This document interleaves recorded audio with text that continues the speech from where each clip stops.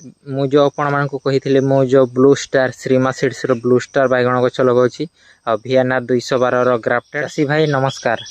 आपण मैंने भी जदि वर्षा ऋतु रे पनीपरिबा चाष करने चाहते ताहले सेथिरे माटी प्रस्तुति एवं तार हल करबा प्रोसेस निहाती माने कौन इम्पोर्टाट रही। तो ताकू जदि आपण ठीक भाव में करें ताहले अधिकांश समस्या आपनको सेथिरे ही समाधान हो जिवो। जेमितिका आपण ठीक समय रे हल करंतु और माटी टी भल भाव में प्रस्तुत करंतु।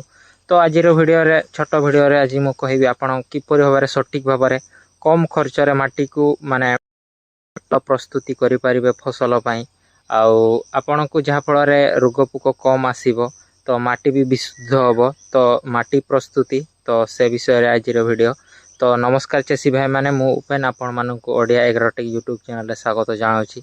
तो चलंतु वीडियो को आरंभ करबा सहित मु मोर फील्ड टी देखै दिए जो माने बाड़ी टी देखै दिए मु केते जगह रे वर्तमान वर्षा ऋतु पई पनीपरिबा चाष करूछि। तो मु जो आपण मानकु कहिथिले मु जो ब्लू स्टार श्रीमा सीड्स रो ब्लू स्टार बैगण गछ लगाउछि आ VNR 212 रो ग्राफ्टेड सेटा लगाउछि। तो एमितिका 1000 टा गछ दुईटा मिसई करे बेसी नुहे। तो सेथि पई जो माटी प्रस्तुति मोर केमिति चलीछि मु सेटा आपण मानकु देखाउछि। तो चलंतु बिलटी को देखि नवा। तो एटा देखंतु जो एठी मोर फील्ड गोटे बिलटा हल होइछि। तो ए जगहटा समथिंग एटा 15 रु 20 डेसिमेल हबो, बेसी बड़ जगह नुहे सेतकी बड़ जगहटी। तो एथिरे जो VNR 212 रो ग्राफ्टेड टा लागिवो कलमी बैगणटा। तो कौन पाई मु एथिरे ग्राफ्टेड कहूछि कारण ए जगहटा मु देखुछि जे माने टिके समान जगहटा। तो एथिरे जो वर्षा छाड़ी गला परे भी शीत दिन पहुँची गला परे भी तो एथिरे पानी मड़ाई करी दे हबो। आ अलगा जगह गुड़िक मोर जो बिल अच्छी माने बाड़ी अच्छी से माने से गुड़िक बहुत गोडाणिया। तो से माने ग्राफ्टेड तो बहुत दिन चलो, कलमी बहुत दिन चलो।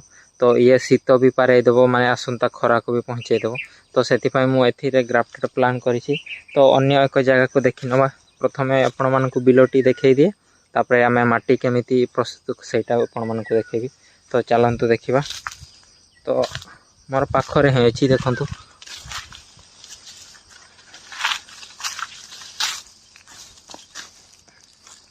एठी जो मोर पछपटे देखि पारुछंती पछ कैमरा रे ही देखै दिए आपण मानकु।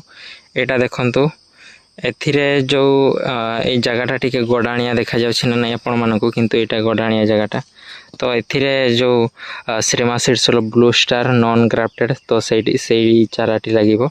तो आउरी सेपटे भी दुईटी बिल अछि। तो सेपटे भी सेथिरे अलगा लागिवो। तो से तार वीडियो मु करू नै। तो विशेष करी जो बैगण किंबा कलमी बैगण रो करूछि बिल जो बिल रे तो तार वीडियो ही करूछि। सेपटे भी लागिवो जो काकुडी आउ कलरा न हेले जनी सेपटे भी लागिवो बिल अछि। तो जो खरा बहुत जोर खरा दउछि। तो चलंतु छाई को जाई कर मु आराम से आपण मानकु कहछि। तो गोटे जिनस आपण माने विशेष भाव में ध्यान रखिए जोटा होछि आपण माने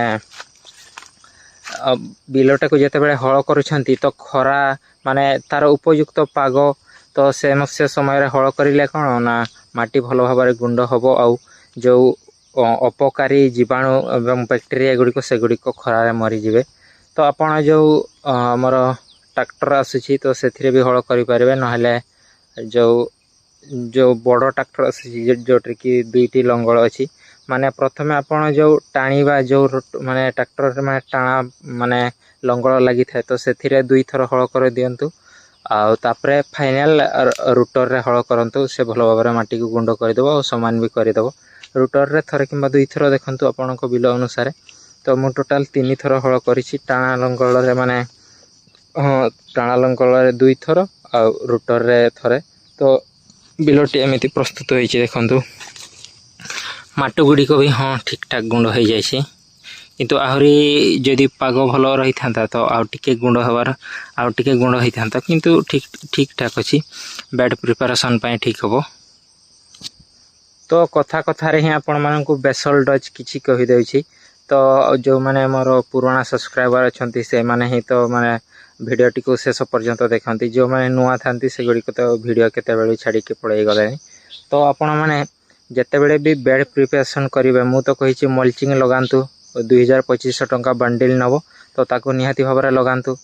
ତ ବେଡ୍ ପ୍ରିପାରେସନ୍ ଯେତେବେଳେ କରିବେ ଆପଣ ସେତେବେଳେ ଯେଉଁ ଗ୍ରାନୁଆଲ୍ସ ସାର DAP ପଟାସ୍ ଆଉ ସିଙ୍ଗଲ ସୁପର ଫସ୍ଫେଟ୍ ସେଗୁଡ଼ିକ ଦିଅନ୍ତୁ। ଆଉ କୌଣସି ବିଷ ଦିଅନ୍ତୁ ମାନେ ଯେଉଁ ଫାରାଡନ୍ କିମ୍ବା କାର୍ବୋଫ୍ୟୁରନ୍ ହଁ ସେଇଟା ହିଁ, ଆଉ ନହେଲେ ଫେଟ୍ରା ରିଜେଣ୍ଟ ଅଲ୍ଟ୍ରା ସେଗୁଡ଼ିକ ବିଷ କିଛି ଦିଅନ୍ତୁ। ଆଉ ୟୁରିଆ ସାର ନଦେଲେ ବି ଚଳିବ। ତାପରେ ଆଉ ନିମ୍ବ ପିଡ଼ିଆ ବିଶେଷ ଭାବରେ ନିମ୍ବ ପିଡ଼ିଆ ଦିଅନ୍ତୁ। ଆଉ ମାଇକ୍ରୋନ୍ୟୁଟ୍ରିଏଣ୍ଟ କିଛି ଦେଇକିରି ମାନେ ବେଡ଼୍ରେ ସେଗୁଡ଼ିକୁ ଦେଇଦେଲେ ପ୍ରଥମେ ଅଧା ବେଡ଼୍ ପ୍ରସ୍ତୁତ କରିବେ। ତ ସେଇଟା ବି ମୁଁ ଦେଖେଇବି ପରବର୍ତ୍ତୀ ଭିଡ଼ିଓ। ଅଧା ବେଡ଼୍ ପ୍ରସ୍ତୁତ କରିଲେ ତାପରେ ସେଇଟା ଦେଲେ ଖତ ସାର ଗୁଡ଼ିକ, ତାପରେ ଟିକେ କୋଡ଼ା ଖସା ମାନେ ବେଡ଼୍ଟିକୁ ଥରେ ମାନେ କୋଦାଳିରେ ହଲାଇ ଦେଲେ ତାପରେ କ'ଣ ହେବ ନା ଯେଉଁ ଜରି ଆପଣମାନେ ଢକେଇ ଦିଅନ୍ତୁ। ତାପରେ ପାଣି ଚଲାଇ କରି ତ ସେଥିରେ ଗଛ ଲଗାଇ ଦିଅନ୍ତୁ। ତ ସେମିତି ଭାବରେ କରନ୍ତୁ। ଆଉ ଆପଣଙ୍କର ଯେତେ ସକ୍ଷମତା ଥିବ ଗୋବର ଖତକୁ ବହୁତ ପରିମାଣରେ ବ୍ୟବହାର କରିବା ପାଇଁ ଚେଷ୍ଟା କରନ୍ତୁ। କାରଣ ସେ ଗୋଟେ ଫସଲ ପାଇଁ ନୁହେଁ, ଆପଣଙ୍କ ବିଲ ପାଇଁ ସେଇଟା ବହୁତ ଉପଯୁକ୍ତ ହେବ। କାରଣ ଆପଣ ମାନେ କେତେ ଦିନ ମାନେ ସାର ଥରେ ଯଦି ଦେଉଛନ୍ତି ସେ ମାନେ ଗୋଟେ ସିଜିନ୍ କାମ କରିବ। କିନ୍ତୁ ଖତ ଯଦି ଆପଣମାନେ ଦେଉଛନ୍ତି ସେ ମାନେ ସେଇଟା ମାନେ ମାଟିରେ ମିଶିକିରି ବହୁତ ସମୟ ଧରି ରହିବ ଆଉ ବହୁତ ସମୟ ଧରି ବେନିଫିଟ୍ ଦେବ। ତ ସେମିତିକା ଭାବରେ ରହିଛି। ଆପଣମାନେ ମାନେ ଯେଉଁ ବର୍ଷା ଦିନର ଚାଷଟା ତ ଜୁନ୍ 15ରୁ ଆରମ୍ଭ ହୋଇଯାଏ, ଯେଉଁ ପନିପରିବା ଚାଷ ବିଶେଷ କରି। ତ ଆପଣମାନେ ବି ସେଗୁଡ଼ିକ ତୈୟାରୀ କରନ୍ତୁ। ଆଉ ମୁଁ ବି ଯେଉଁ ମୋର ହଳ ଷ୍ଟାର୍ଟିଂ ହୋଇଯାଇଛି, ଆଉ କିଛି ଦିନ ପରେ 2-3 ଦିନ ଆଉ ଟିକେ ଖରା ପାଇଲା ପରେ ମାନେ ବେଡ଼୍ ବନେଇବି ଆଉ ମଲ୍ଚିଂ ଢଗା କରି ରେଡ଼ି କରାହେବ। ତାପରେ ଜୁନ୍ 15 ଆଡ଼କୁ ରଜ ଆଡ଼କୁ ବାଇଗଣ ଗଛ ଲଗାହେବ। ନର୍ସରୀ ତ ମୁଁ ଆପଣମାନଙ୍କୁ ଦେଖାଇ ଦେଇଛି, ସେଇଟା ବି ରେଡ଼ି ହୋଇଯାଇଛି, କୌଣସି ପ୍ରୋବ୍ଲେମ୍ ନାହିଁ।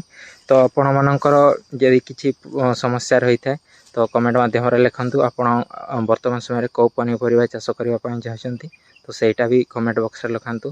ତ ଆଜିର ଭିଡ଼ିଓ ଏତିକି, ରହିଲି, ନମସ୍କାର।